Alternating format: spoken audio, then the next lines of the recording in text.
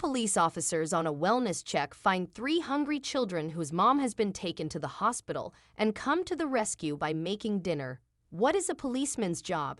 Chasing robbers? Catching serial killers like in all the cop shows? Sometimes, a policeman's job has very little to do with car chases and handcuffs and a lot to do with spaghetti bolognese. That is what police officers Paul Duchesne and Jeremy Sickton discovered when they were called for a wellness check on a Saturday night. A woman had called and told dispatch that she had seen an ambulance take away her neighbor halfway through the afternoon, but all the lights in the house were still on. The woman was sure the neighbor's family was away and that the children were with their grandmother for the weekend, and she was very worried that someone might have broken in. Officer Paul knocked on the door and said, "Police, please open the door." There was a long silence. Then a voice said, "Are you really the police?" "Yes," Officer Paul said. "We were called by a neighbor to check that everything was all right. Please open the door."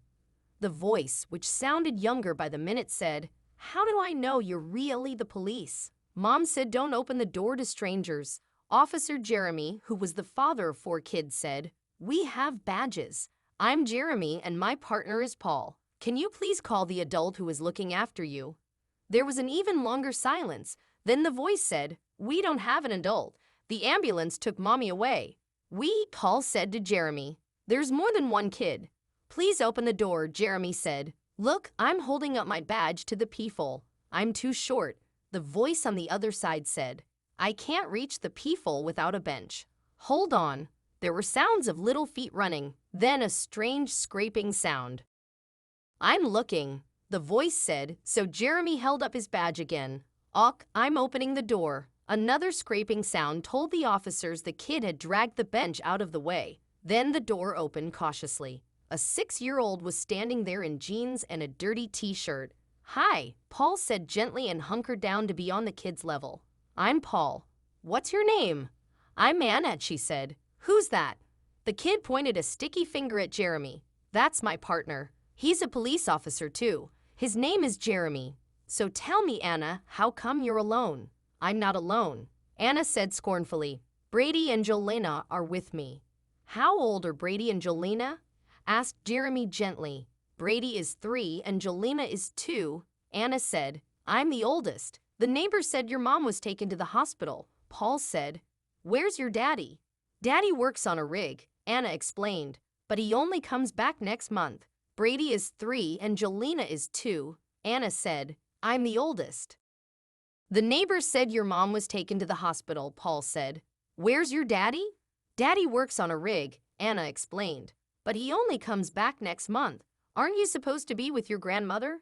asked Paul, remembering what the neighbor had said. "She brought us back this morning," Anna said, "and Mom was so happy to see us. But then she fell and hurt herself." Anna's little lips started trembling and her eyes filled with tears.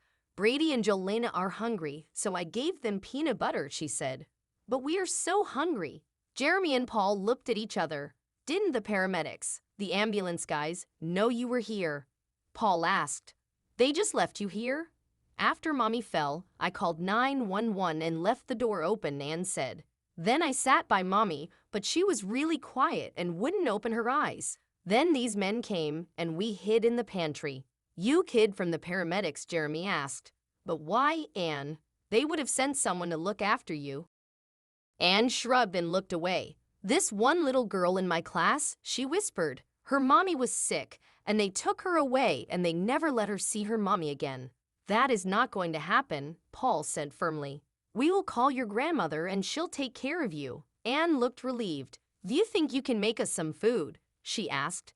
"I'm so hungry. Let's see what we can do," Jeremy said. The 2 men followed Anna into the kitchen where Brady and Jolena were eating peanut butter out of a jar with the same spoon. Both kids were covered with peanut butter, and Jolena's blonde curls were plastered to her forehead. "Oh my," Paul said. "First thing to do is to go wash up." "Anna," Jeremy said, "how about the 4 of us go to the washroom and you all wash your hands and faces? Jolena needs a clean diaper," Anna said, and Paul turned pale. "I don't know how to do that," he cried. "I can do it," Anna said proudly, "but I can't get the sticky bit to stick so the diaper stays on." While Jeremy took Brady into the bathroom to clean up, Anna changed Jolena's sodden diaper and cleaned her with wet wipes, and then Paul fixed the tape. "There," Anna said triumphantly. "All done." Anna washed and then helped her sibling change into clean pajamas, and in the meantime, the two officers went into the kitchen.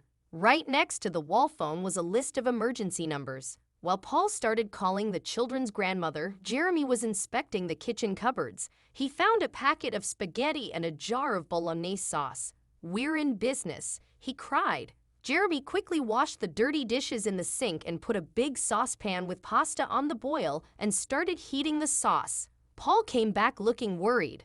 "The grandmother is on the way," he said, "but she will be at least 3 hours."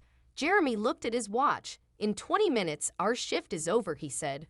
"I can't leave these kids, Paul, but you go home." "No," Paul said firmly.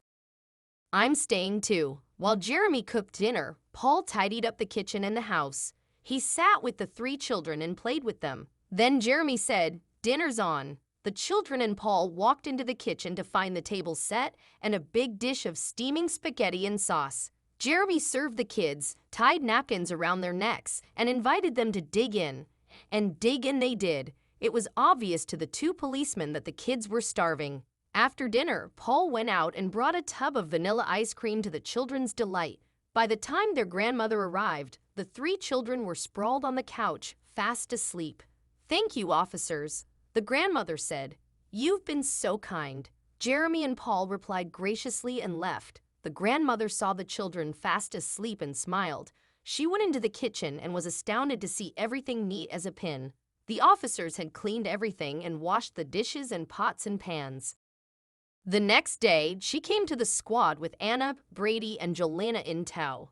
In her hand, she carried a huge sweet potato pie. She asked for officers Paul and Jeremy. The 2 men blushed when they saw the grandmother. In front of everyone, she said, "I'm so grateful to you too. You took care of my grandchildren, fed and cared for them. As far as I am concerned, cooking and diaper changes are beyond the call of duty." What can we learn from this story?